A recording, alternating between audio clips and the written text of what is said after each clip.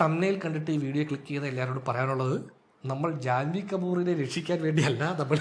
അതെ, ഇപ്പൊ ജാൻവി എന്ന പേരിട്ട് ആ ലൈൻ ഓഫ് വർക്ക് ഏറ്റെടുക്കേണ്ടി വരുന്ന എല്ലാ ആക്ടേഴ്സിനോടും കൂടെയാണ്, ആക്ട്രസസിനോടും അവർക്കും വേണ്ടി അതെ വേണ്ടി പറയുകയാണ്, അവർക്ക് ജസ്റ്റിസ് കിട്ടണം. അതായത് നമ്മൾ ലാസ്റ്റ് കണ്ട പെദ്ദി എന്ന് പറഞ്ഞ സിനിമയിൽ വളരെ പ്രോബ്ലമാറ്റിക് ആയിട്ടുള്ള ഒരു സീൻ ഉണ്ടായിരുന്നു. അപ്പോൾ ഇത് വളരെ പ്രോബ്ലമാറ്റിക് ആയിട്ടുള്ള സീൻ എന്ന് പറയുമ്പോൾ കാലാകാലങ്ങളായിട്ട് തെലുങ്ക് സിനിമകളിൽ ഇത് വരാറുണ്ട്. ഒരു കാലത്ത് വളരെ വളരെ മോശപ്പെട്ട രീതിയിൽ നിന്ന് എനിക്ക് തോന്നുന്നു ഒരു റിവൈവൽ ഉണ്ടായ ഒരു സമയമുണ്ട്. പിന്നെയും ബാക്ക് ടു റൂട്ട്സ് അങ്ങനെയാണ് പറയാൻ. ഇതുപോലുള്ള സിനിമകൾ ഇപ്പോൾ ഉണ്ടാവുന്നില്ലല്ലോ എന്നാരെങ്കിലും ചിന്തിച്ചു കാണും. അങ്ങനെ തിരിച്ച് നമ്മൾ അങ്ങോട്ട് തന്നെ പൊയ്ക്കൊണ്ടിരിക്കുകയാണ്. അതായത് ഈ തെലുങ്ക് സിനിമയിൽ പൊതുവെ ഒരു ഹൈറ്റൻഡ് ഫിൽം മേക്കിംഗ് ഉണ്ട്, എല്ലാത്തിനും ഒരു എക്സാജറേഷൻ. അത് ചില എലമെന്റ്സിന് നമ്മൾ അപ്ലൈ ചെയ്യുമ്പോൾ നമുക്ക് പ്രശ്നമില്ല. അതായത് ഈ മെയിൽ ഫിഗേഴ്സിനെ അവര് സ്ട്രെങ്തിൻ്റെയും ശക്തി പവറിൻ്റെ രണ്ടും പവർ തന്നെയാണ്. മെയിൽ ഫിഗേഴ്സിന് എപ്പോഴും പവറിൻ്റെ എക്സാജറേഷനായിട്ട് കാണും. അവരെന്താ ഒരു 15 പേരെ ഇടിച്ചിട്ടതാണ് കഴിഞ്ഞ സിനിമയെങ്കിൽ ഇത് 50 ആക്കും. എല്ലാം ഇങ്ങനെ അടുത്ത പടത്തിലും 15 എണ്ണത്തിനെ എങ്ങനെ ഇടിച്ചിടും. അപ്പൊ അത് ആ പടം തന്നെ ഈ പടം ചോദിക്കും. സിനിമയിൽ തന്നെ ഇൻട്രൊഡക്ഷനിൽ 10 പേര് അടിച്ചാൽ ഇന്റർവൽ 20 പേര് അടിക്കണം. ക്ലൈമാക്സിൽ 50 പേരാവും. അതാണ് അതിന്റെ ആ ഒരു ഡോപ്പമിൻ ഹിറ്റ് കൂടി വരണം എന്ന് പറയുന്നത്. ഇപ്പുറത്ത് നമ്മൾ ഫീമെയിലിനെ വളരെ ഇങ്ങനെ ഡിവൈഡഡ്, ഈ ബ്ലാക്ക് ആൻഡ് വൈറ്റ് പോലെ മെയിൽ ഫീമെയിലിനെ കാണുന്നതാണ്. ഇപ്പുറത്ത് ബ്യൂട്ടി, ആ ബ്യൂട്ടി ഒരു പടത്തിൽ കാണിച്ചു കഴിഞ്ഞാൽ അടുത്ത പടത്തിലും ബ്യൂട്ടിക്ക് പകരം കുറച്ചുകൂടെ സെക്ഷൽ സെൻഷ്വൽ ആ ലൈനിലേക്ക് പോകും. പിന്നെ ആ ലൈൻ അങ്ങ് മാറും. പിന്നെ അതിന്റെ എക്സ്ട്രീമിലേക്കൊക്കെ പോകും. നമുക്ക് എന്താടായി കാണിച്ചു വെക്കുന്നത് എന്ന് ചോദിക്കത്തക്ക ഒരു ലൈനിലേക്ക്. അതെ, കോണ്ടെക്സ്റ്റ് അറിയാത്തവർക്കായിട്ട് ഞാനതൊന്ന് എക്സ്പ്ലെയിൻ ചെയ്യാം. അതായത് പെദ്ദി സിനിമയിൽ ഫസ്റ്റ് ഹാഫിൽ ഒരു സീനുണ്ട്. അതായത് ജാൻവി കപൂറാണ് സിനിമയിലെ നായിക, രാംചന്ദ്രൻ നായകൻ. ഈ നായകനും നായികയും സിനിമയിൽ ഇതുവരെ കണ്ടുമുട്ടിയിട്ടില്ല. കണ്ടുമുട്ടുന്നതിന് മുമ്പ് ഫസ്റ്റ് ടൈമായിട്ട് നായികയെ കാണുകയാണ്. നായകനെ കണ്ടിട്ടില്ല, ഇങ്ങനെ ഒരാൾ എക്സിസ്റ്റ് ചെയ്യുന്നതിനെ പറ്റി നായിക അറിയില്ല. നായകൻ ഇനിഷ്യലി നായികയെ കാണുമ്പോൾ നായിക ഒരു ചന്തയിൽ നിന്നുകൊണ്ട് പ്രസംഗിക്കുകയാണ്, കരഞ്ഞുകൊണ്ട് പ്രസംഗിക്കുകയാണ്. പക്ഷെ നായകൻ അവളുടെ മുഖത്തേക്കല്ല നോക്കുന്നത്, നായകൻ മറ്റു പല ഭാഗങ്ങളിലേക്കാണ് നോക്കുന്നത്. അപ്പോൾ നായകൻ പറയുന്നത് അവളുടെ കണ്ണെന്ത് ഭംഗിയാണ് എന്ന് നായകൻ പറയുമ്പോൾ ക്യാമറ നമ്മൾ കാണുന്ന കണ്ണല്ല, വയറാണ്. അങ്ങനെ ഓരോ ഭാഗങ്ങളെപ്പറ്റി ഇവൻ എക്സ്പ്ലെയിൻ ചെയ്യുമ്പോൾ നമ്മളെ കാണിക്കുന്നത് ഇവൻ പറയുന്നത്, അതായത് ഇവൻ നോക്കുന്നത് അങ്ങോട്ടാണ്, ഇവൻ പറയുന്നത് മറ്റൊന്നാണ് എന്ന് പറയുന്ന രീതിയിലാണ് അവതരിപ്പിക്കുന്നത്. ഓക്കെ അല്ല, പക്ഷേ നമ്മളത് തെലുങ്ക് സിനിമയിൽ ഒരുപാട് കണ്ടിട്ടുണ്ട്. അതിനുശേഷം നമ്മുടെ നായകൻ പറയുകയാണ്, എനിക്കൊരാഗ്രഹമുണ്ട്, എനിക്കിവളെ കെട്ടിപ്പിടിക്കണം. അതാണ് നായകൻ്റെ ഗോൾ. അതായത് പണ്ട് പുഷ്പ പറഞ്ഞ പോലെ എനിക്ക് അവളുടെ ഭാഗത്തുനിന്ന് ഒരു ഉമ്മ വേണം എന്ന് പറയുന്ന പോലെ ഇവിടെ എനിക്കൊന്ന് കെട്ടിപ്പിടിക്കണം. നായകൻ എന്ത് ചെയ്യും? നായകയുടെ വീട്ടിൽ അതിക്രമിച്ച് കയറുന്നു, കരണ്ട് കളയുന്നു, ഇരുട്ടുവാക്കിൽ നായികയെ കെട്ടിപ്പിടിച്ച് ഉമ്മ കൊടുക്കുന്നു. നായികക്ക് അറിയില്ല ആരാ അത് ചെയ്യുന്നതെന്ന്. എന്തുകൊണ്ടാണ്? ഇരുട്ടത്ത് ആരോ തന്നെ കയറി പിടിച്ചു ഉമ്മ വെച്ചു. ഇത് വില്ലനാണ് ചെയ്യുന്നതെങ്കിൽ നമ്മൾ എന്തായിരിക്കും ചിന്തിക്കുന്നത്? അവൻ വില്ലനാണ്, അവനത് ചെയ്യും എന്ന് വെച്ചു. നായകനാണ്, അവൻ വില്ലനാണ്, അവനെ ചെയ്യുന്നതല്ല, അവനത് ചെയ്യുന്നതുകൊണ്ട് അവൻ വില്ലൻ ഇല്ല. ഇവിടെ നായകൻ ഇത് ചെയ്യുമ്പോൾ നായകൻ അവളോട് ഇഷ്ടം കൊണ്ടാണ്, പ്രണയം കൊണ്ടാണെന്ന് നമ്മൾ പറയാൻ പറ്റുമോ? കാരണം നമ്മൾ ഇതുവരെ നായകന് പ്രണയമല്ല. അല്ല, നായകൻ പിന്നീട് ഇത് ഓർത്ത് റിഗ്രറ്റ് വല്ലതും ഉണ്ടോ? നായകനത് പ്രണയമല്ല, നായകൻ അവളോട് പ്രണയമാണെന്ന് പറയുന്നില്ല. എനിക്ക് അവളെ കെട്ടിപ്പിടിച്ചാൽ മതി നമ്മളുടെ ആഗ്രഹം. അപ്പം അത് തന്നെ, അത് ബേസിക്കലി നായകൻ അവളോടുള്ള ആഗ്രഹം തന്നെ വേറൊരു രീതിയിലാണ്. പക്ഷേ സിനിമയിൽ അതിനെ എന്താ ചെയ്യുന്നത്? ആ സീൻ തൊട്ടടുത്തത് സംഭവിക്കുന്നത് എന്താ? പിന്നെ ജിഗ്രി എന്ന് പറഞ്ഞ പാട്ടാണ്. അത് നായികയെ കെട്ടിപ്പിടിച്ച് ഉമ്മ വെച്ചതിൻ്റെ പേരിൽ നായകൻ ആഹ്ലാദത്തോടെ ഡാൻസ് കളിക്കുക. ഞാനിങ്ങനെ ആലോചിക്കുക, ഇതെങ്ങനെ ഈ സീൻ എഴുതി കൊടുക്കുമ്പോണ്ടല്ലോ, ഇത് വായിക്കുന്ന അറ്റ്ലീസ്റ്റ് 10ാം ക്ലാസ് വരെ പഠിച്ച ഒരാൾക്ക്, അല്ലെങ്കിൽ കുറച്ച് വിവരമുള്ള ഒരാൾ, നമ്മൾ കേരളത്തിൽ ചിന്തിക്കുന്നുണ്ടെന്ന് തോന്നുന്നു. അതെ, എനിക്ക് തോന്നുന്നു. അതായത് ഞാൻ മനസ്സിലാക്കി എന്ന് പറയുന്നില്ല, ഈ പുഷ്പയില്ലേ, പുഷ്പ റിലീസ് ചെയ്തപ്പോൾ ഇപ്പം എല്ലാ ഇൻഡസ്ട്രിയിലും അവർ ഈ സിനിമയ്ക്ക് ഇന്ന് 10 കോടി നമ്മുടെ ഇൻഡസ്ട്രിയിൽ നിന്ന് ഇറങ്ങുന്ന ഒരു സിനിമയ്ക്ക് കിട്ടുവാണെങ്കിൽ നാളെ അത് 20 കോടി ആകണമല്ലോ. അപ്പോൾ ആ ഒരു ബിസിനസ് ആംഗിളിൽ നോക്കുമ്പോഴത്തേക്കും പുഷ്പ അവർക്ക് അപ്രതീക്ഷിതമായി കിട്ടിയ ഒരു സംഗതിയാണ്. അതെ, ഇത്രയും വലിയ ഹിറ്റ്. അത് ഹിറ്റായത് തെലുങ്ക് ബെൽറ്റിനേക്കാൾ കൂടുതൽ അവരെ ഞെട്ടിച്ചത് ഹിന്ദി മറ്റേ ഭോജ്പുരി ബെൽറ്റിലെ ഹിറ്റാണ്. കാരണം ഭോജ്പുരിക്കാരെ സംബന്ധിച്ച് നോക്കുമ്പോഴത്തേക്കും നമ്മൾ ഇവരെ ആരെയും കുറ്റപ്പെടുത്തുമല്ല, ജസ്റ്റ് ഒരു ഒബ്സർവേഷൻ നമ്മൾ പ്രസന്റ് ചെയ്യാൻ ശ്രമിക്കുകയാണ്. അവരെ സംബന്ധിച്ച് നോക്കുമ്പോൾ അവരുടെ സിനിമകളിൽ അവർ കാണുന്ന എലമെന്റ്സിന്റെ മച്ച് ബെറ്റർ പ്രൊഡക്ഷൻ വേർഷനിൽ കിട്ടുന്ന ഒരു സംഭവമായി അതുകൊണ്ടാവാം, അല്ലെങ്കിൽ ഒരു പോളിഷ്ഡ് വേർഷൻ അപ്പം ഇത് മനസ്സിലാക്കിയത് കൊണ്ടാണെന്ന് തോന്നുന്നു പുഷ്പ സെക്കൻഡ് ഇറക്കിയപ്പം ഓഡിയോ ആ എലമെന്റിനെ വല്ലാണ്ട് അവർ പുഷ് ചെയ്തു. ഓഡിയോ ലോഞ്ച് വരെ നടത്തുന്നത് അവിടെയാണ്. അതെ, അവിടെ നടത്തുന്നു. അതായത് ഇവരുടെ ബേസ് കുറച്ചുകൂടെ അങ്ങോട്ട് പോയി. ഈ പടത്തിനകത്ത് ഒരു പാട്ട് തന്നെ, ഇതിപ്പം മലയാളികൾക്ക് വേണ്ടി എഴുതി എന്നുള്ള പാട്ടിൽ പോലും അതിന്റെ വിഷ്വലൈസേഷൻ ഒരു ഭോജ്പുരി പാട്ട് പോലെ. അതെ. അപ്പം നമുക്ക് പറ്റിയ എന്താ എല്ലാ എലമെന്റും കണക്ട് ചെയ്യണം. മലയാള ലിറിക്സും തെലുങ്ക് ലിറിക്സും ഭോജ്പൂരി വിഷ്വലും എല്ലാം കൂടെ നിങ്ങൾക്ക് വേണ്ടിയാന്ന് പറഞ്ഞെങ്കിൽ ഈ ബാക്കി എല്ലാ പേരിലും ഭോജ്പൂരിലേക്ക്, ഇത് നിങ്ങൾക്ക് വേണ്ടിയാണ് പറഞ്ഞിട്ട് അങ്ങോട്ടും ഈ വെള്ളമൊക്കെ ഭോജ്പൂരിലേക്ക് ചോട്ടി എന്ന് പറയുന്നത് പോലെ ഇവർക്കത് നമ്മുടെ ഇന്ത്യ മഹാരാജ്യം എടുക്കുവാണെങ്കിൽ, പല കൾച്ചറിൽ എടുക്കുവാണെങ്കിൽ, നമുക്ക് ഇന്നും നമ്മൾ ഒബ്സർവ് ചെയ്താൽ ഏറ്റവും പ്രോബ്ലമാറ്റിക് ആയിട്ടുള്ള മെയിൽ ഫീമെയിൽ റിലേഷൻഷിപ്പ് ഉള്ള ഒരു കൾച്ചറാണ് ഭോജ്പുരി കൾച്ചർ. അത് എന്തുകൊണ്ടെന്ന് അതിനെക്കുറിച്ച് അറിയാവുന്നവർക്കറിയാം. കുറച്ചധികം പ്രശ്നകരമായ എലമെന്റ്സ് ഉണ്ട്. അതായത് നമുക്ക് അവിടെ ചെന്നിട്ട് ഇത് തെറ്റ് എന്ന് പറഞ്ഞാൽ മനസ്സിലാക്കുന്ന ഒരു 100 പേര് ഇത് കേൾക്കുവാണെങ്കിൽ മനസ്സിലാക്കുന്നത് ചിലപ്പോൾ 2 പേരായിരിക്കും. നമ്മൾ എക്സ്പ്ലെയിൻ ചെയ്താൽ പോലും. കാരണം അവർ കൾച്ചറലി എൻഗ്രൈൻഡ് ആണ്, കൊച്ചു കുട്ടികളിൽ പോലും. അത് ഇപ്പം നമ്മൾ എന്ത് ചെയ്യണം, ബാക്കിയുള്ള കൾച്ചറൽ ഇപ്പം കേരളത്തിലും എല്ലായിടത്തും ഇത് ഈ റിലേഷൻഷിപ്സും ഈ ഡൈക്കോട്ടമിൽ എന്താ പറയുക, ഈ മെയിൽ ഫീമെയിൽ സംഭവം, അതായത് 2 സ്പീഷീസിനെ പോലെ പലപ്പോഴും സിനിമ ട്രീറ്റ് ചെയ്യുന്നത്. ഇയാളിങ്ങനെ ഒരു ഹൈറാർക്കി ഉണ്ടല്ലോ. നമ്മൾ സിനിമ എടുക്കുമ്പോൾ എന്ത് ചെയ്യാന്ന് വെച്ചാൽ ഈ മറ്റ് കൾച്ചറിലെ ബെറ്റർ എലമെന്റ്സ് നമ്മുടെ സിനിമയിൽ കൊണ്ടുവന്ന് ഇതിൻ്റെ റൈറ്റിംഗ് പരിപാടി ഇംപ്രൂവ് ചെയ്യുന്നതിന് പകരം നമ്മൾ ഇന്ത്യയിൽ തന്നെ കുറച്ചധികം റിഗ്രസീവ് എലമെന്റ്സ് ഉള്ള ഒരു കൾച്ചറിൽ നിന്ന് സാധനങ്ങളെടുത്ത് നമ്മൾ ഏറ്റവും റിസീവ് ചെയ്യുന്ന തെലുങ്ക് സിനിമയിലേക്ക് കൊണ്ട് പ്ലേസ് ചെയ്യുകയാണ്. അപ്പം അതിൻ്റെ ഒരു റിസൾട്ട് പോലെയാണ് ഇപ്പോൾ പുഷ്പ 1 തന്നെ. 1 പ്രോബ്ലമാറ്റിക് ആ സംഭവമുള്ള ആ സാധനമുള്ള ഈ 5000 രൂപ അത് പറ്റൂല. 1 ആ സാധനം ഒരു സീനിലേ ഉണ്ടായിരുന്നുള്ളൂ. എനിക്ക് തോന്നുന്നു പിന്നെ അധികം ഇല്ലായിരുന്നാണ് എൻ്റെ ഓർമ്മ. ഞാൻ ഇടയ്ക്കിടയ്ക്ക് വരുന്ന സമയത്ത് ഇങ്ങനെ ചിലപ്പോൾ നമുക്ക് ഇങ്ങനെ ആ ലൈനിലേക്കാണ് പോണത് പലപ്പോഴും. പിന്നെ സെക്കൻഡിലെ ആ കഥാപാത്രം, ഫസ്റ്റിലെ ആ കഥാപാത്രം അത്രയും കുഴപ്പമല്ല. സെക്കൻഡിലെ ആ കഥാപാത്രത്തിന്റെ റൈറ്റിംഗ് കുറച്ചുകൂടെ വീക്കായിട്ട് എന്താണ് ഇത്, പിന്നെ ഒരു പരിധി വരെ അത് വൈഫ് ആംഗിളിലാണ് അവർ ട്രീറ്റ് ചെയ്തത് എന്നൊക്കെ വേണേൽ പറയാം. പക്ഷെ എന്നാലും ആ റൈറ്റിംഗ് ഭയങ്കര എന്തോ ഒരു അതേസമയം പുഷ്പ 2 കുറെ നല്ല സീനുകളുണ്ട്. മറ്റേ ആ ഇതല്ലേ നായകനും ഈ ഫഹദും ഒക്കെ ആയിട്ടുള്ള ഒരുപാട് നല്ല സീനുകളുണ്ട്. നമ്മൾ അതിനെപ്പറ്റി പറയുകയും ചെയ്തു. അവര് റൈറ്റിംഗിൽ അവർ ശ്രദ്ധിച്ചിട്ടുണ്ട് എന്നാൽ ഉഴപ്പിട്ടുണ്ട്. അത് ഈ ഫീമെയിൽ എലമെന്റ്സിനെ കൊണ്ട് സ്റ്റോറി സെല്ലിംഗ് എലമെന്റ് ആയിട്ടാണ് യൂസ് ചെയ്യുന്നത്, സ്റ്റോറി എലമെന്റ് ആയിട്ടല്ല. കഥയിൽ ഇവരുടെ നീഡില്ല. കാരണം നിങ്ങൾ ഈ സിനിമയിൽ ജാൻവി കപൂറിന്റെ ക്യാരക്ടർ ഈ പടത്തിൽ ഇല്ലെങ്കിലും ഈ സിനിമയ്ക്ക് ഒന്നും സംഭവിക്കാനില്ല. നിങ്ങൾക്ക് ആ സിനിമ അങ്ങനെ കണ്ടാൽ ആ സിനിമയ്ക്ക് ഒന്നും സംഭവിക്കാനില്ല. ഇപ്പോൾ ഒരാൾ ആ സിനിമ എടുത്തിട്ട് അത് റീഎഡിറ്റ് ചെയ്ത് ആ ക്യാരക്ടർ ഇല്ലാതെ കാണിച്ചാലും അതിലൊന്നും സംഭവിക്കാനില്ല. കാര്യം ആ ക്യാരക്ടർ ഈ പടത്തിലേക്ക് ഒന്നും കോൺട്രിബ്യൂട്ട് ചെയ്യുന്നില്ല. പക്ഷെ അതേ സമയത്ത് മറിച്ച് ഈ കഥയുമായിട്ട് ചേർന്ന ഒരാളാണ് ചെയ്യുന്നതെങ്കിൽ നിങ്ങൾക്ക് ആ ക്യാരക്ടറിനെ കട്ട് ചെയ്ത് മാറ്റിയാൽ നമുക്ക് പടത്തിനെ ബാധിക്കുമെന്നും അങ്ങനെ ഒരു പ്രശ്നം ഉണ്ടാവും. പക്ഷെ ഇവിടെ അതുകൊണ്ട് തന്നെയാണ് ഇവർക്കറിയാം ഇങ്ങനെ നാളെ ഒരു ബാക്ക്ലാഷ് ഉണ്ടായാൽ ഇപ്പോൾ അവർ പറയുന്ന പോലെ ഞാൻ ഈ സീൻ കട്ട് ചെയ്ത് മാറ്റും. അല്ല, പണ്ട് ഈ തെലുങ്ക് സിനിമയ്ക്ക് ഈ പരിപാടി ഉണ്ടെങ്കിലും അതിന്റെ ചൊവ്വ ഇതല്ലായിരുന്നു, വേറൊരു ലൈനിലായിരുന്നു ഇത് ചെയ്തോണ്ട്. പക്ഷെ ഇപ്പോഴത്തെ ഇതെന്ന് പറഞ്ഞാല് രാജമൗലി പോലും ചെയ്തിട്ടുണ്ട് പഴയ പടങ്ങളിൽ. ഉണ്ടുണ്ട്. ഈ എന്തുകൊണ്ടോ കുറച്ചധികം ക്രിഞ്ചിലേക്ക് ഇത് പോകുന്നത്, ഇത് മുന്നോട്ട് പോകുന്നതിന് പകരം വീണ്ടും പിന്നോട്ട് പോകുന്നതാണ് നമ്മൾ അത്ഭുതപ്പെടുന്നത്. ഇത് നമ്മളിപ്പോൾ തെലുങ്ക് പടം അല്ലെങ്കിൽ തമിഴ് പടം, ഈ പണ്ട് ശങ്കറിന്റെ പടത്തിലൊക്കെ ട്രെയിനൊക്കെ നിർത്തുന്നത് സാരൂരിയെ ആരായിരുന്നു, ഏത് പടത്തിൽ? അതെ. അപ്പൊ അതുപോലത്തെ സീൻ നീ പറഞ്ഞപ്പോഴാണ് ഇതിൽ ഈ പറഞ്ഞാൽ എപ്പോഴും ഇങ്ങനെ സാരി വരും. അതായത് ഫസ്റ്റ് ഇൻട്രൊഡക്ഷൻ സീൻ തന്നെ ജാൻവി കപൂർ ഇങ്ങനെ വന്ന് ഇറങ്ങുമ്പോൾ സാരിയാണ് അഴിക്കുകയാണ്. എന്നിട്ട് അഴിച്ചിട്ട് അതൊരു കമ്പനി ചുറ്റിയിട്ട് കത്തിച്ച് ആ തീ ഇങ്ങനെ കൊണ്ടുവരുമ്പോൾ ക്യാമറ ഇങ്ങനെ പുള്ളിക്കാരുടെ ഇവിടെ നിന്ന് ഇങ്ങനെ മുകളിലേക്ക് വരികയാണ്. അപ്പോൾ നമ്മളെ ഒരാളെ ഇൻട്രൊഡ്യൂസ് ചെയ്യുന്നത് ഫേസിൽ ഇതല്ല, നായകനെ കാണിക്കുമ്പോൾ അങ്ങനല്ല. നായകന് നേരെ ഫേസ് ഷോട്ട് വെക്കും, അല്ലെങ്കിൽ നായകനെ കാണിക്കുമ്പോൾ കാലിൽ നീര് ഷോട്ട് വെച്ച് മെടുവരെ വരാം. ഇവർ പറയുന്നത് എന്തുകൊണ്ട് നായകനെ കാണിക്കുക ചെയ്തുകൂടാ. ചിലപ്പോൾ ആ ഡിസിഷൻ സെക്ഷുവാലിറ്റി എന്ന പവർ അങ്ങനെ ആ ആംഗിളിൽ ചിന്തിക്കുന്നുണ്ട്. അത് ഒരു പവറാണ്. നിങ്ങളെല്ലാം എന്നിലേക്ക് നോക്കാൻ എനിക്ക് ഒരു പവർ ഉണ്ട് എന്ന് പറയുന്നത് തീപ്പന്തൊക്കെ പിടിച്ച സാധനമാണല്ലോ. അപ്പം ആ ലൈനിൽ ചിന്തിക്കുമായിരിക്കും, വളരെ അഡ്വാൻസ്ഡ് തോട്ട് പ്രോസസ് ആയിരിക്കും. പക്ഷെ നമുക്ക് ഈ പ്രസന്റേഷനും ഇന്റൻഷനുമാണ് നമ്മുടെ വിഷയം. നമുക്ക് എന്ത് സ്ക്രീനിൽ വരുന്നു എന്നുള്ളതല്ല, ആ ഡയറക്ടർ അത് കൊണ്ടുവെക്കുന്ന കോണ്ടെക്സ്റ്റ്, അതിന്റെ പ്രസന്റേഷൻ, ആ ഡയറക്ടറുടെ ഇന്റൻഷൻ എന്നും നമുക്ക് ഫീൽ ചെയ്യുന്ന കാര്യങ്ങൾ, ഇതൊക്കെയാണ് ഇഷ്യൂ. ഇതേ സീന് തമാശ ഞാൻ ഈ സീൻ കണ്ടു കഴിഞ്ഞപ്പോൾ എൻ്റെ അനിയനുണ്ട് കൂടെ. അപ്പോൾ ഞാനോട് ഇങ്ങനെ പറഞ്ഞ് ഒരു ഇതിനൊരു നായകൻ്റെ ഭാഗത്തുനിന്ന് ഒരു എക്സ്പ്ലനേഷൻ ഉണ്ടാവും. അത് കേൾക്കാം, രസമായിരിക്കും അത് എന്ന് പറഞ്ഞാൽ വെയിറ്റ് ചെയ്തു.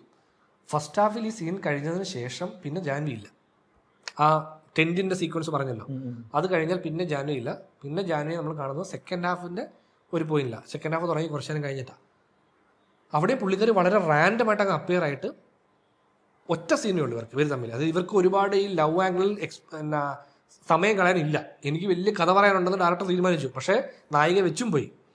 ഒറ്റ സീനേ ഉള്ളൂ. ആ സീനിൽ നായിക തിരിച്ചറിയാം, നായിക വീഴാകുമ്പോൾ നായകനാണ് കയറി പിടിക്കും. അപ്പോൾ തന്നെ നായിക മനസ്സിലായി അന്ന് രാത്രി കയറി നീയല്ലടാ, നീയല്ലേ എന്നെ ഉമ്മോച്ച ചോദിക്കുമ്പോഴത്തേക്ക് ഇവൻ പറഞ്ഞ് അതേ എന്ന് പറഞ്ഞ് തലവനിച്ച് നിൽക്കുക.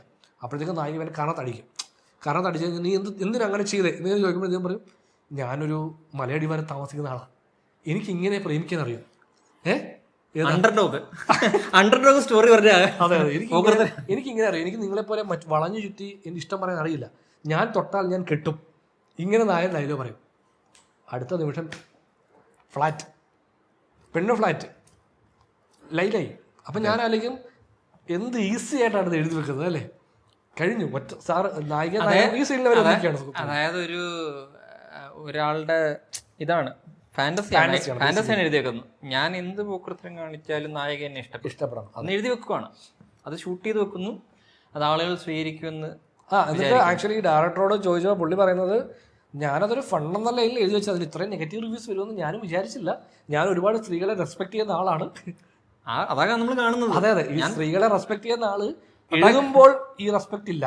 4 പേരത് മോശമാണെന്ന് പറയുമ്പോൾ മാത്രമേ ഞാൻ സ്ത്രീകളെ റെസ്പെക്ട് ചെയ്യുന്ന ഒരാളാണ്, ഐ റെസ്പെക്ട് വുമൺ എന്ന് ഇതെല്ലാം ചെയ്ത ശേഷമാണ് പറയുന്നത്. അത് പുള്ളി ഇട്ട പോസ്റ്റ് ChatGPT പോസ്റ്റ്. അതെ, സ്ത്രീകളെ റെസ്പെക്ട് ചെയ്യുന്ന പറഞ്ഞൊരു പോസ്റ്റ് തരുമോ ചോദിച്ചപ്പോൾ ChatGPT അടിച്ചു കൊടുത്തായിരിക്കും. അങ്ങനെ പുള്ളി അത് വായിച്ചിട്ട് പോലും ഇല്ല. നമ്മൾ വായിച്ചത്രയും പോലും പുള്ളി വായിച്ചിട്ടില്ല. ഇത് നമ്മൾ ജാൻവിക്ക് വേണ്ടി മാത്രമല്ല സംസാരിക്കുന്നത്. നമ്മൾ അല്ല, എനിക്ക് ജാൻവിയോട് ഇതുവരെ ഇല്ലാത്തൊരു സിമ്പതി എനിക്ക് പുള്ളിക്കകത്ത് ഈ അടുത്ത ദേവര ആൻഡ് ഇത് അല്ല ദേവരയ്ക്ക് മുമ്പും പിന്നെ മറ്റേ പരംസുന്ദരിക്കകത്തുണ്ട്. പരംസുന്ദരിക്കകത്ത് ഒരാവശ്യമില്ലാതെ ക്ലൈമാക്സ് ഇട്ട് പാട്ടുണ്ട്. ചുമ്മാ മഴ പെയ്യുമ്പോൾ ഡാൻസ് കളിച്ചുള്ള പാട്ട്. അത് ബോളിവുഡിന്റെ ഈ ലൈൻ ഈ കാറ്റഗറിയാണ്. ബോളിവുഡ് ചെറിയൊരു കിങ് ആണ് അതെ, മഴ പാട്ട്. അപ്പം ജാൻവിയോട് ആ പരംസുന്ദരി എന്ന് കാണുമ്പോൾ നമുക്കൊരു സിമ്പതി ഇല്ല. കാരണം പുള്ളിക്കാരത്തി ചെന്ന് തല വെക്കുന്നതെല്ലാം ഇതാണ്. തല ഇങ്ങനെ അടുപ്പിച്ച് വെക്കുമ്പോൾ നമ്മൾ ഇത് ജാൻവിയുടെ പ്രശ്നമല്ല. അതെ, ഞാനിങ്ങനെ പുള്ളിക്കാരി വളരെ മോശം ആക്ട്രസ് എന്ന് പറഞ്ഞില്ല, പുള്ളിക്കാരി നന്നായിട്ട് ചെയ്ത റോളുകളുണ്ട്. അല്ല, ഞാൻ പുള്ളിക്കാരത്തി മോശം ആക്ട്രസ് എന്ന് പറയത്തില്ലെങ്കിൽ നല്ല ആക്ട്രസ് എന്ന് പറയത്തില്ല. കാരണം പുള്ളിക്കാരത്തി ബെറ്റർ ആയിട്ട് ചെയ്ത പടത്തിൽ പോലും ഇനി ഇമ്പ്രൂവ് ചെയ്യാം എന്നാണ് തോന്നിയത്. പക്ഷേ ഈ പറയുന്ന പോലെ ഈ എടുക്കുന്ന സിനിമകൾ, അതായത് ഇവരുടെ ഒരു വലിയ സംഭവം എന്ന് വെച്ച് കഴിഞ്ഞാൽ ബോളിവുഡ് സിനിമ ചെയ്താൽ അവർക്ക് കിട്ടുന്ന എക്സ്പോഷറിനേക്കാൾ വലിയ എക്സ്പോഷർ അവർക്കൊരു തെലുങ്ക് പടത്തിൽ ഒരു ഐറ്റം സോങ് ചെയ്താൽ കിട്ടും. അതാണ് അതിൻ്റെ പ്രത്യേകത. പിന്നെ ഈ ചോയ്സ്, അതായത് നമുക്ക് ഇതൊരു ചോയ്സാന്ന് പറയും. അപ്പം നമുക്ക് എന്താ പറയുക, ഒരു സ്ഥലത്ത് ചെല്ലുമ്പോഴത്തേക്കും 18 വെറൈറ്റി മെനുവിൽ, ഇപ്പം എൻ്റെ ഇത് വെച്ച് പറയുകയാണെങ്കിൽ ഞാനൊരു വെജിറ്റേറിയനാണ്. ഞാൻ ഒരു നോൺ വെജ് കടയിൽ ചെന്നാൽ എനിക്ക് 2 ചോയ്സേ മിക്കവാറും കാണത്തുള്ളൂ. ഒന്ന് ഗോബി മഞ്ചൂരിയനും പിന്നെന്തോ അല്ല ചില്ലി ഗോബി. ഇതാണ് എപ്പോഴും കിട്ടുന്നത്. ഇതിൽ നിന്ന് ഞാൻ ഒരെണ്ണം എടുക്കണം. എന്നെ എപ്പോഴും അപ്പം ഞാനിത് കഴിച്ചോണ്ടിരിക്കുമ്പോൾ ഒരു സുഹൃത്ത് വന്ന്, എടാ നീ എപ്പോഴും ചില്ലി ഗോപിയാണല്ലോ കഴിക്കുന്നത് എന്ന് ചോദിച്ചിട്ട് കാര്യമില്ല. എനിക്ക് 2 ചോയ്സേ ഉള്ളൂ എന്ന് പറയുന്നുണ്ട്. ആക്ട്രസിന്റെ കാര്യം ഇതാണ്. എനിക്ക് ഒന്നെങ്കിൽ തെലുങ്ക് പടത്തി ഐറ്റം സോങ് ചെയ്യാം, അല്ലെങ്കിൽ ഹിന്ദി പടത്തി ഐറ്റം സോങ് ചെയ്യാം. ഇവർക്ക് സംഭവം ഇവർക്ക് ഇപ്പൊ ഈ സിനിമയിൽ വന്നാൽ അവർക്കും അറിയാം ഈ സിനിമയിൽ എന്റെ പാട്ട്. ഇവരും ഈ സ്ക്രീൻ പ്ലേ വായിക്കുന്നുണ്ട്, ഇവരോട് കഥ നറേറ്റ് ചെയ്യുന്ന എല്ലാം ഉണ്ട്. ഇവർക്ക് സീൻ പേപ്പർ കൊടുക്കും, ഇത് വായിക്കും, ഇവർക്കും അറിയാം എന്ത് സീനാണ് എഴുതി വെച്ചിരിക്കുന്നത് തോന്നും. പക്ഷെ അവർക്ക് ഒരിക്കലും അത് എക്സ്പ്രസ് ചെയ്യാൻ പറ്റില്ല. കാര്യം എന്താണെന്ന് വെച്ച് കഴിഞ്ഞാൽ അവരെക്കാൾ പോപ്പുലർ ആയിട്ടുള്ള ആളുകൾ ആ സെറ്റിൽ വേറെ ഉണ്ട്. അവർക്കാർക്കും ഇല്ലാത്തൊരു ഇഷ്യൂ ഞാൻ എങ്ങനെ മുമ്പോട്ട് വെക്കും, ഇല്ലെങ്കിൽ എന്നെ സപ്പോർട്ട്. ഇപ്പം ഞാനത് ഇപ്പം ജാനു ഇന്റർവ്യൂ പറഞ്ഞിട്ടുണ്ട്. ഇത് ഇന്റർവ്യൂവിൽ പറയുന്നത്. ഇത് ഇന്റർവ്യൂവിൽ വന്നിരുന്ന് പറയുന്നതിനപ്പുറം അവിടെ ആ ഡയറക്ടർ പറയുമ്പോൾ, സാർ എനിക്ക് ഈ സീൻ കുറച്ച് പ്രോബ്ലമാണ്, ഇതെനിക്കൊന്ന് മാറ്റി എഴുതി തരാൻ സാധിക്കുമോ? അപ്പൊ അത് ചോദിക്കാൻ മടി എന്താ, ആ സിനിമയിൽ നിന്ന് എന്റെ റോള് കട്ട് ചെയ്ത് കളയുമോ എന്നുള്ള ഭയമായിരിക്കാം. റോള് പോകും, അത് ഡെഫിനറ്റ്ലി. അപ്പൊ അതുകൊണ്ട് ഈ സ്റ്റാൻസ് എടുക്കുന്നതിന് ഒരു വാല്യൂ ഇല്ല ഇൻഡസ്ട്രിയിൽ. ഞാൻ ഇങ്ങനെ ഒരു സ്റ്റാൻസ് എടുത്ത് ഒരു മാറ്റം കണ്ടുവന്നു എന്നതിന് ആ തീരുമാനത്തിന് ഒരു വാല്യൂ ഇല്ല. ഇപ്പം ദീപികയ്ക്ക് ഇടയ്ക്ക് സംഭവിച്ചതുണ്ട്. 8 മണിക്കൂർ ഇതും ആ ചോദിച്ചപ്പോഴത്തേക്ക് അത് കിട്ടിയില്ലെന്ന് പറഞ്ഞു. പക്ഷേ നമ്മുടെ അതിൻ്റെ കമൻറ്റ് സെക്ഷൻ എടുക്കുവാണെങ്കിൽ എനിക്കൊന്ന് 20% 25% പുള്ളിക്കാരത്തിയെ സപ്പോർട്ട് ചെയ്യുന്നത്. നമുക്ക് പിന്നണിയിൽ എന്ത് സംഭവിച്ചു, പുള്ളിക്കാരത്തി അഹങ്കാരം പറഞ്ഞാണോ അല്ല ഒന്നും അറിയത്തില്ല. എന്നാലും പെറിഫറലി നമുക്ക് വന്ന ഇൻഫർമേഷൻ വെച്ചിട്ട് ഒരു റെസ്പോൺസ് വെച്ചിട്ട് 75% പുള്ളിക്കാരത്തേക്കെതിരാ. അതുപോലെ ഇടയ്ക്ക് അല്ലു അർജുനെ പറ്റി ഒരു ഇത് വന്നില്ലേ, അല്ലു അർജുൻ്റെ സെറ്റിൽ പിന്നെ ശ്രദ്ധിക്കേണ്ട 101 കാര്യങ്ങൾ എന്ന് പറഞ്ഞിട്ട് ഒരു അത് ഫേക്ക് ആയിരുന്നു. ബേസിക്കലി അത് വന്നു കഴിയുമ്പോഴത്തേക്കും പെട്ടെന്നൊരു ദിവസത്തേക്ക് ഒരു വലിയ ടോക്കായി. ഒരുപാട് പേര് അതിനെ അല്ലു അർജുനെ പറ്റി ഇങ്ങനെ മോശമായിട്ട് സംസാരിച്ച് അടുത്ത ദിവസം തന്നെ അതൊക്കെ ആരും അടിച്ചിറക്കി വിട്ടതാണെന്ന് പറഞ്ഞിട്ട് ലൈനിലേക്ക് മാറി. അപ്പോൾ അതുപോലെയാണ്. പിന്നെ ഈ സംഭവം എന്ന് വെച്ചാൽ പണ്ട് തൊട്ടേ ഉള്ളൊരു സംസാരം ഉണ്ടല്ലോ, ഇത് നായികമാർക്ക് ഒരു എക്സ്പയറി ഡേറ്റ് ഉണ്ടെന്ന്. അപ്പോൾ ആ ടൈമിനുള്ളിൽ ഒന്നെങ്കിൽ പണം, ഫെയിം എന്തെങ്കിലും ഉണ്ടാക്കാൻ വേണ്ടിയുള്ള ശ്രമമായിരിക്കും. അപ്പം ബേസിക്കലി ഇവർക്ക് നല്ല ഈ പടത്തിൽ അഭിനയിക്കുന്ന ജാൻവി കപൂറിന് ഡെഫിനറ്റ്ലി നല്ലൊരു എമൗണ്ട് കിട്ടിയിട്ടുണ്ടാവും. ഈ സിനിമയിലെ 4 സീനും ഒരു സോങ്ങുമാണ് പുള്ളിക്കാർക്കുള്ളത്. ചീത്തപ്പേരും പൈസ, ഇത് നെഗറ്റീവ്സും പോസിറ്റീവും 2 പേർക്ക് കിട്ടിയിട്ടുണ്ട്. ഇപ്പം ഈ ചോയ്സിൻ്റെ എനിക്ക് പുള്ളിക്കാരത്തിൻ്റെ സ്പെസിഫിക്കലി ഈ ശ്രീദേവിക്ക് വളരെ എതിർപ്പാന്ന് കേട്ടിട്ടുണ്ട്. ഈ ഇൻഡസ്ട്രിയുടെ എല്ലാ മുഖങ്ങളും കണ്ട വ്യക്തിയാണ് ശ്രീദേവി. അതുകൊണ്ട് തന്നെ പുള്ളിക്കാരത്തേക്ക് മകൾ സിനിമയിൽ ഇറങ്ങാൻ സാധ്യതയുണ്ടെന്നറിയാം. ഇറങ്ങിയാൽ ഒരു പരിധി വരെ ഇങ്ങനെയൊക്കെ തന്നെ സംഭവിക്കുമെന്നും അറിയാം. അത് ആക്ച്വലി ഈ ബോളിവുഡിൻ്റെ അവരുടെ ഒരു സ്റ്റൈൽ വെച്ചിട്ട് അവിടെ ഉള്ള നെപ്പോക്കറ്റ്സ് ഉൾപ്പെടെ എല്ലാവർക്കും 100% ഷുവറായിട്ട് അറിയാം. അതായത് ഞാൻ അഭിനയിക്കുന്ന സിനിമയിൽ ഒരു ബിക്കിനി സീൻ എൻ്റെ ലൈഫിൽ ഒരു സാധനം ചെയ്യും. ഇതെല്ലാവരുടെയും ഈ ചെക്ക് ലിസ്റ്റിലുള്ള സാധനം. ഒരു ബിക്കിനി സീൻ ഉണ്ടാവും, അതെൻ്റെ കരിയറിൽ ഒരു സമയത്ത് വരും. അതുപോലെ ഗ്ലാമറസ് വേഷങ്ങൾ ചെയ്യും, ഐറ്റം സോങ്സ് ചെയ്യും. പിന്നെ ഇതിൻ്റെ ഇടയ്ക്ക് ഞാൻ ചിലപ്പോൾ നല്ല രീതിയിൽ അഭിനയ പ്രാധാന്യമുള്ള 2-3 സിനിമകളും ചെയ്യും. ഇത് ഇവരുടെ ഒരു പാക്കേജ് ആണെന്ന് എനിക്ക് തോന്നുന്നുണ്ട് പലപ്പോഴും. എനിക്ക് ഒരു പരിധി വരെ സിനിമയുടെ കോണ്ടെക്സ്റ്റ് ഓക്കെ ആണെങ്കിൽ ഇതൊക്കെ നമ്മളത് ഈ നായികയുടെ ബിക്കിനി സീൻ എന്ന ലൈനിൽ കാണുന്നതിന് പകരം കോണ്ടെക്സ്റ്റ്, ചില സിനിമയുടെ കോണ്ടെക്സ്റ്റിൽ ഇതൊക്കെ വന്ന് വീഴുമല്ലോ. ആ സിനിമയ്ക്ക് ആവശ്യം അതാ പറഞ്ഞ സിനിമയല്ല പ്രാധാന്യം, സിനിമ രണ്ടാമതാ. ഈ കിയാറയുടെ മറ്റേ അത് ആക്ച്വലി അത് ഈ പറയുന്ന സ്ഥാനത്ത് വരുന്നത് അത് വെക്കുന്നത് വിൽക്കാൻ വേണ്ടിയാ. യാഷാജിന്റെ സ്പൈ യൂണിവേഴ്സിന്റെ ട്രോപ്സ് ഉള്ളൊരു ഐറ്റമാണ് നായികയുടെ ബിക്കിനി സീൻ. നായകനും വില്ലനും തമ്മിലുള്ള ആക്ഷൻ, ഫൈനലി 2 പേരും ഒരുമിച്ച് വന്ന് ഫൈറ്റ് ചെയ്യുന്നു. കൈൻഡ് ഓഫ് ഈ ഒരു ഈ ബുള്ളറ്റ് പോയിന്റ്സ് ആണ് ആ പടത്തിന് വേണ്ടി അവർ.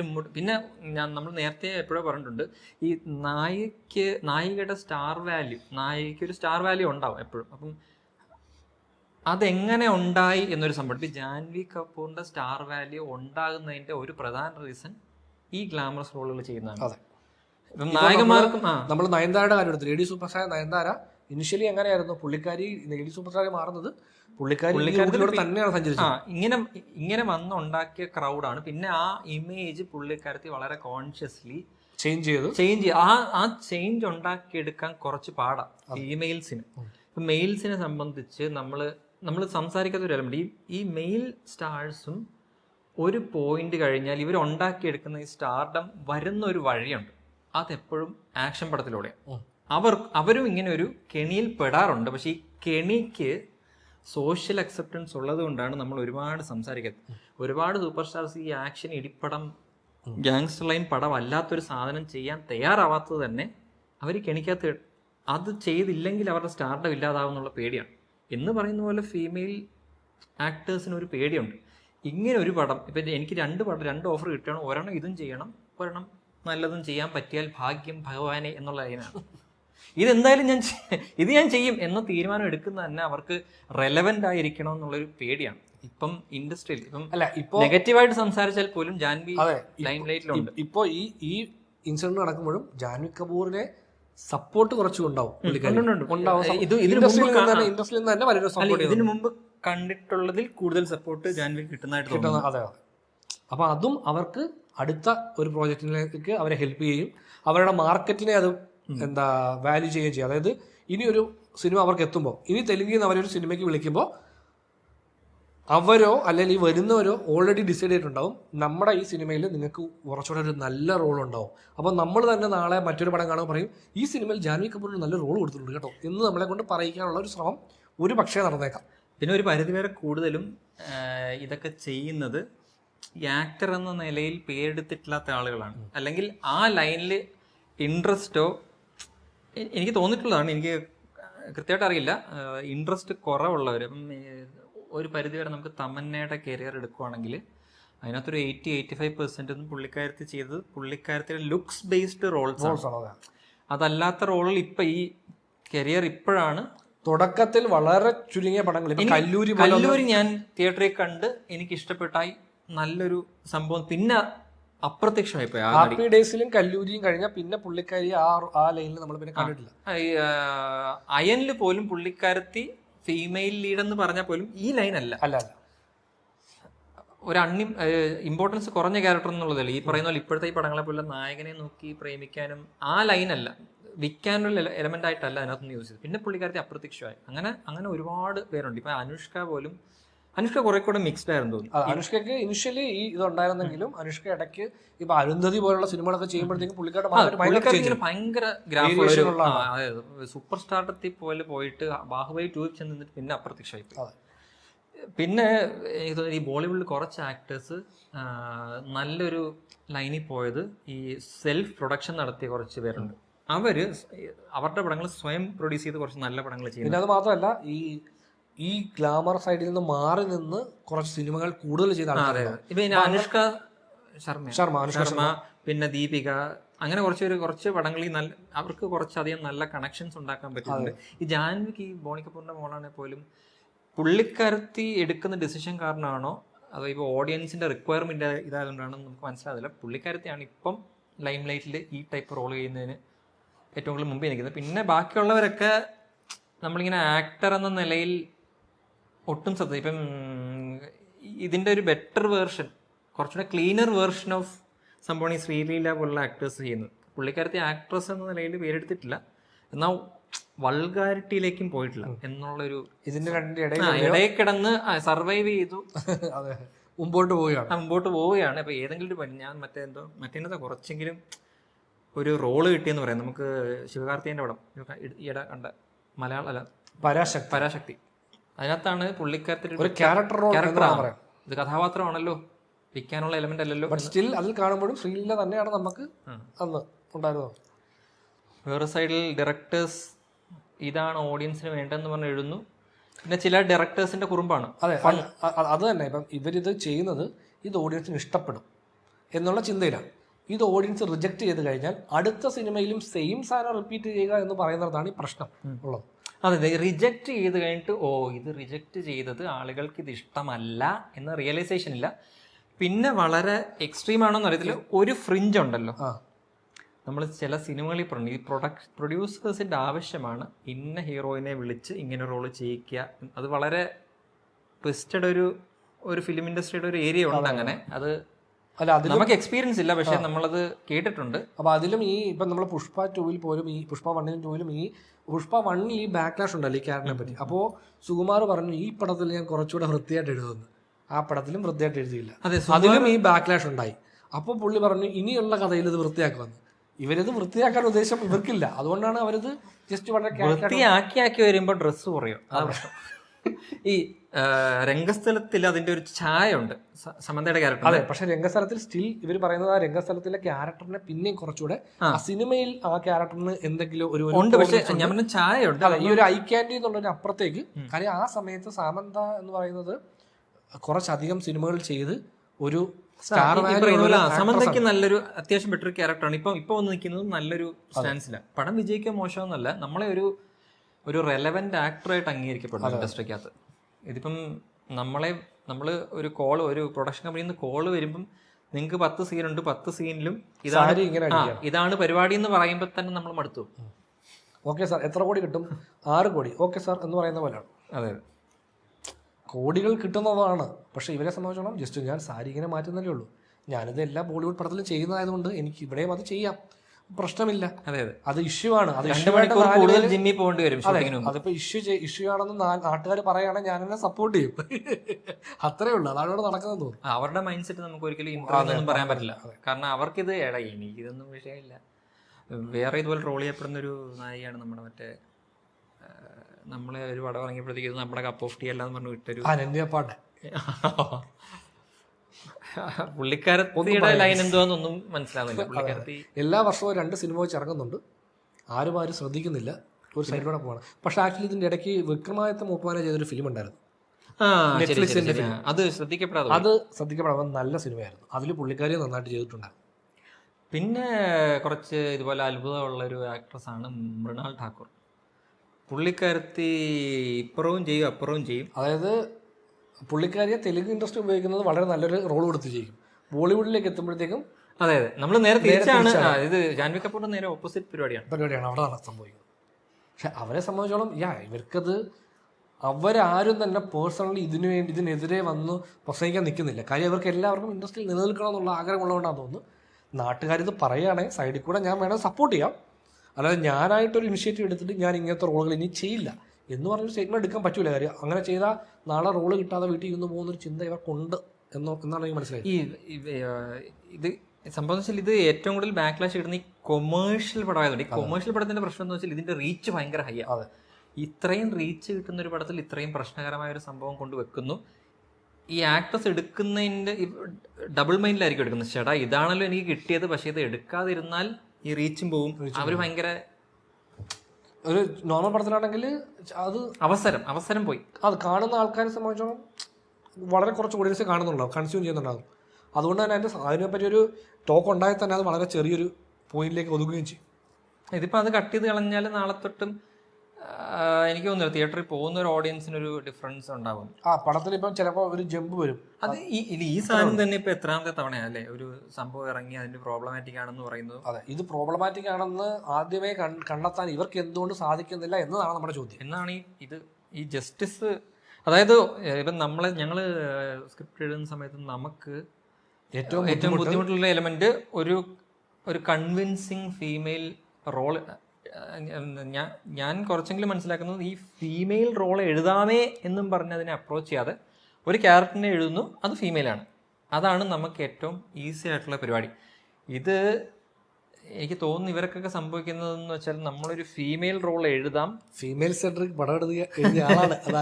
അതെ അല്ല നമ്മൾ അതിനെ ഒരു ക്യാരക്ടറായിട്ട് ട്രീറ്റ് ചെയ്യുമ്പോൾ കുറച്ചുകൂടി ഈസിയാണ് റൈറ്റ് ചെയ്യാം. ഇത് നമ്മള് അവരുടെ മാനസിക മെയിൻ ക്യാരക്ടർ ഒരാളുണ്ട്, നമുക്ക് ഇന്നൊരാളെ വേണം എന്ന് പറഞ്ഞ് നമ്മൾ കൊണ്ടുവരുന്നിടത്താണ് നമുക്ക് അല്ലത് അവിടെയാണ് കുറച്ച് ബുദ്ധിമുട്ടെന്ന് തോന്നുന്നത്. നമുക്ക് ഒരിക്കലും ഒരു ഫീമെയിൽ എങ്ങനെ ചിന്തിക്കുന്ന ആ ലൈനിൽ ചിന്തിക്കേണ്ട കാര്യമില്ല. നമ്മളൊരു ക്യാരക്ടറിനെ എഴുതുന്നു, അത് ഫീമെയിൽ ആണെങ്കിൽ എല്ലാവരും ഒരു മനുഷ്യരാണല്ലോ, എല്ലാവരും ഏകദേശം ഒരേപോലെയൊക്കെ ആയിരിക്കുമല്ലോ ചിന്തിക്കുന്നത്. അങ്ങനെ അപ്രോച്ച് ചെയ്യുമ്പോൾ കുഴപ്പമില്ല. ഇതിപ്പോൾ ഇങ്ങനെ പറഞ്ഞാൽ ഒരു ഫീമെയിൽ ക്യാരക്ടർ എഴുതുന്നതുകൊണ്ടാണ് ഈ ലൈനിൽ ഇവർ എഴുതി വെക്കുന്നത്. ഫണ്ണാണെന്നാണല്ലോ പുള്ളി പറയുന്നതൊക്കെ. അത് ആർക്കാണ് ഫണ്ണെന്ന് മനസ്സിലാവുന്നില്ല. അതെ, പക്ഷേ സ്റ്റിൽ ഇൻസ്റ്റാഗ്രാമിൽ നിങ്ങളിപ്പോൾ സ്ക്രോൾ ചെയ്ത് പോയാൽ പെദ്ദി ഹാഷ്ടാഗ് ഇട്ട് നോക്കിയാൽ തിയേറ്ററിൽ ജാൻവി കപൂറിൻ്റെ ഇൻട്രോ സീനിൽ ഈ സാരി ഊരി ഇതിൽ കമ്പിൽ ചുറ്റുമ്പോൾ തിയേറ്ററിൽ മറ്റേ പേപ്പർ കീറി ആരവം മുഴക്കുന്ന ഒരു വലിയ കൂട്ടം ആളുകളെ നമുക്ക് കാണാൻ സാധിക്കും. ഇതിനും വേണ്ടി പേപ്പർ എവിടെ അതാണ് ഇതിന് രണ്ട് വശവും ഉണ്ടെന്ന് പറയുന്നില്ല. അത് സെലിബ്രേറ്റ് ചെയ്യുന്ന ഒരു വലിയ കൂട്ടം ആൾക്കാരുണ്ട്. അവരത് സെലിബ്രേറ്റ് ചെയ്യുന്ന ഏത് അർത്ഥത്തിലാണെന്ന് ചോദിച്ചാൽ നമുക്ക് അറിയത്തില്ല. നമ്മൾ ഈ ചിന്തിക്കുന്ന പോലെ പ്രോബ്ലമാറ്റിക് ആയിട്ട് ആയിരിക്കത്തില്ല. അവര് സെലിബ്രേറ്റ് അങ്ങനെ ഒരു ഓഡിയൻസും കാണുമല്ലോ. അതായത് ഒരാൾ വന്ന് ഒരു മാസ് സാധനം കാണിച്ചു, ഇപ്പൊ നായകൻ ചട്ടൂരി അത് ചുറ്റി കത്തിച്ചാലും നമ്മൾ കൈയടിക്കുന്നു. അതേപോലെ കാണുന്നവരുണ്ടാവാം. അതെ, പക്ഷെ നമുക്ക് ആ റിയാക്ഷൻ കാണുമ്പോഴും നമുക്ക് കുറച്ച് ഇതെന്താ ഇവര് സെലിബ്രേറ്റ് ചെയ്യപ്പെടുന്ന ഇത്ര ആൾക്കാരും കൂടെ എന്നുള്ളൊരു ഞാൻ ചിന്തിക്കുന്നത് ഇത് എടുത്ത ഫിൽം മേക്കറിന്റെ മൈൻഡ് സെറ്റാണ്. ഇയാൾ ഈ സീൻ എഴുതി എന്തിനായിരിക്കും എന്നുള്ളത് അവിടെ ആയിരിക്കും പ്രശ്നം. എടാ നീ അങ്ങനെ ഒന്നും ചിന്തിക്കാതെ ചുമ്മാ സീൻ കാണാ, ഗംഭീര സീൻ. അതെ അതെ, നിങ്ങളത് അങ്ങനെ ചിന്തിക്കാതെ, പ്രോബ്ലമാറ്റിക് ആയിട്ട് ചിന്തിക്കാതെ നിങ്ങളതിനെ നോർമലായിട്ട് കണ്ടു നോക്കൂ. മോനെ ഇത് എല്ലാവരുടെ അങ്ങനല്ല, ചേട്ടായി ഇതുപോലൊരു ദിവസം ചേട്ടായി ആഗ്രഹിച്ചിട്ടില്ലേ എന്ന്. ടു ബി ഫ്രാങ്ക് ആയിട്ട് പറയണേ, എല്ലാവരുടെ ഉള്ളിലും ഒരുപാട് ഇതുപോലത്തെ കുസൃതികളും ലിങ്ക്സും ഉണ്ടാവും. പക്ഷെ ഇത് നമ്മള് എന്താ പറയാ, ഞാൻ ഈ മറ്റേ നമ്മള് ഇത് ഏറ്റവും കൂടുതൽ കേൾക്കുന്ന എവിടെയാണെന്നറിയോ, നമ്മൾ ഈ ഐറ്റം സോങ്സ് വരുമ്പോഴാണ് ഈ ലൈൻ ഓഫ് ടോക്ക് ഏറ്റവും കൂടുതൽ കേൾക്കുന്നത്. ഞാൻ പേഴ്സണലി ഐറ്റം സോങ് എന്ന വാക്ക് എനിക്ക് കുറച്ച് പ്രോബ്ലമാറ്റിക് ആണെങ്കിലും അങ്ങനെ ഒരു സംഭവം അതിൻ്റെ ഒരു നല്ല പ്രസൻറ്റേഷൻസ് കണ്ടിട്ടുള്ളൂ. എനിക്ക് പേഴ്സണലി ഏറ്റവും ഇഷ്ടമുള്ള ഒരു ഐറ്റം സോങ് ആണ് നമ്മുടെ കജിറാരയാന്ന് തോന്നുന്നു, ഐശ്വര്യയും ആ സാധനം. എനിക്ക് എന്തുകൊണ്ടോ ആ പ്രസൻറ്റേഷൻ കുറച്ച് ആ ഐഡിയയുടെ ഒരു ക്ലാസി പ്രസൻറ്റേഷൻ പോലെ എപ്പോഴും ഫീൽ ചെയ്തിട്ടുണ്ട്. അങ്ങനെ മൾട്ടിപ്പിൾ എക്സാമ്പിൾസ് എനിക്കുണ്ട്. അതെനിക്ക് സിനിമയിൽ വേണം, കൊമേഴ്ഷ്യൽ സിനിമകൾ അത് വരുന്നതുകൊണ്ട് എനിക്ക് വിഷയമില്ല. ഞാൻ ഈ പറയുന്നതൊക്കെ ഹിപ്പോക്രസി എന്ന് നീ പറയുന്ന ഹിപ്പോക്രസി അല്ലടാ എന്ന സംഭവം വരാതിരിക്കാൻ വേണ്ടിയാണ് ഇത് ബോട്ട് പോകുന്നത്. ചിലപ്പോൾ ഞാൻ ഭാവിയിൽ എപ്പോഴെങ്കിലും കൊമേഴ്ഷ്യൽ പടം എടുത്താൽ ഇങ്ങനെ വന്നാൽ വിശാലൊരു കൊമേഴ്ഷ്യൽ പടം എടുക്കത്തില്ല, പക്ഷെ ഇങ്ങനെ വന്നാൽ അങ്ങനെ ഒരു സാധനം പോലും എടുക്കും. ഞാൻ പറയുവാണ്, ഞാൻ ചില സിനിമകളിൽ ഇത് ആസ്വദിക്കുന്ന ഒരു വ്യക്തിയാണ്. അല്ല, പക്ഷെ അതാ പറഞ്ഞെ. അത് എങ്ങനെ എന്നുള്ളതിലേ ഉള്ളൂ വിഷയം. അത് തന്നെ, അതായത് നമ്മൾ ഈ സംഭവം പറയുമ്പോൾ ഇത് നമുക്ക് ആസ്വദിക്കാൻ പറ്റുന്ന ഒരു ലെവലുമുണ്ട്, നമുക്ക് കുറച്ച് ബുദ്ധിമുട്ടുണ്ടാകുന്ന ലെവലുമുണ്ട്. അപ്പൊ പിന്നെ ഈ ആസ്വാദനത്തെ നമ്മൾ ഏത് അർത്ഥത്തിലാണ് എടുക്കുന്നത് എന്നുള്ളത് അതിന്റെ വേരിയേഷൻ ഉണ്ടാവാം. അതെ അതെ, അത് നമുക്ക് എല്ലാവർക്കും ഓരോരുത്തരുടെ ഉള്ളിനുള്ളിലാണ് അതിരിക്കുന്നത്. അത് നമ്മൾ ഡിസ്പ്ലേ ചെയ്യുമ്പോൾ മാത്രമേ നമ്മളെ ആൾക്കാർ ജഡ്ജ് ചെയ്യുന്നുള്ളൂ.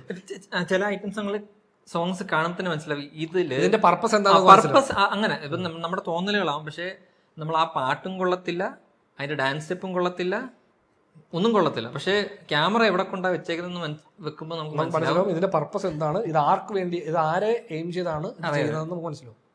ഇപ്പം ഈ കൊച്ചി മർത്തപ്പെട്ടി തെറ്റായിട്ടാണ് ഞാൻ പറയുന്നത്. പക്ഷെ ആ പാട്ട് ഞാൻ മൾട്ടിപ്പിൾ ടൈംസ് ഈ അടുത്തിടയ്ക്ക് കണ്ട ഒരു ഡാൻസ് വീഡിയോ അതല്ലേ അത് മുണ്ടൂർക്കാരം അതിനകത്തെ ആ ഹിറ്റ് പാട്ട്, അത് ഒരു പരിധി വരെ ഐറ്റം സോങ് എന്ന് വേണേ വിളിക്കാം. ഐറ്റം സോങ് ആയിട്ട് തുടങ്ങിയിട്ടത് വേറെ ലൈൻ ഡാൻസ് വീഡിയോ ആവുക. അപ്പൊ ആ ലൈൻ സംഭവം ആ ഐഡിയയിൽ നിന്ന് ജനിക്കുന്നതാണ് ആ പാട്ട് ബേസിക്കലി. പക്ഷെ ആ പ്രസന്റേഷൻ കാണാൻ ഞാൻ ആഗ്രഹിക്കുന്നു. പക്ഷെ ചില പാട്ടുകൾ കാണുമ്പോൾ എടാ ഇത് എടുത്തു വെച്ചേക്കുന്നതിൽ, എന്നിട്ട് നീ ഐറ്റം സോങ് എന്ന് പേരിടുമ്പോൾ ഐറ്റം സോങ്ങിന് തന്നെ നാണക്കേട്. ഞാൻ ബേസിക്കലി ബാഹുബലിയിലെ ഐറ്റം സോങ് ഉണ്ട് ഫസ്റ്റ് പാട്ടിൽ, അതിങ്ങനെ മിക്സ്ഡ് റിവ്യൂ ആയിരുന്നു എനിക്ക്.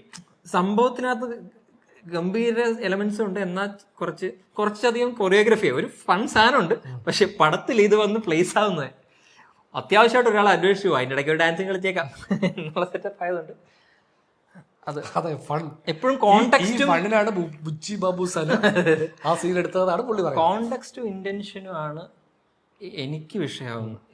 എന്ത് സംഭവമാണ് ഞാൻ സിനിമയിൽ എന്തും പ്രസന്റ് ചെയ്യാം, പക്ഷെ അതിന്റെ കോണ്ടെക്സ്റ്റിനെ ന്യായീകരിക്കാൻ പറ്റും. ഇത് പ്രസന്റ് ചെയ്യാൻ സിനിമയിൽ ഒരിക്കലും ഇങ്ങനെ ചെയ്യരുത് എന്ന് പറയാൻ പറ്റുമെന്ന് ചോദിച്ചാൽ കുറച്ച് പാടാ. അതായത് ഇത് നമ്മൾ കൊലപാതകത്തിനെ സപ്പോർട്ട് ചെയ്യുന്ന ആളുകളാണ്. അതെ, നമ്മുടെ സിനിമകളിൽ നമ്മളിപ്പം ജോർജ് കുട്ടി കൊല ചെയ്തു, ഓക്കെ, അവൻ പുള്ളി ഒരു ദുഷ്ടനെയാണ് കൊന്നത്, അതുകൊണ്ട് അത് ചെയ്യാം, ന്യായീകരിക്കുകയാണ്. അതെ, അതുപോലെ ഇതിന് രണ്ട് വശവുമുണ്ട്. ഇപ്പൊ ആ പുള്ളി അത് എടുക്കുമ്പോൾ പുള്ളിക്ക് ഒരു ഇന്റൻഷൻ ഉണ്ട്.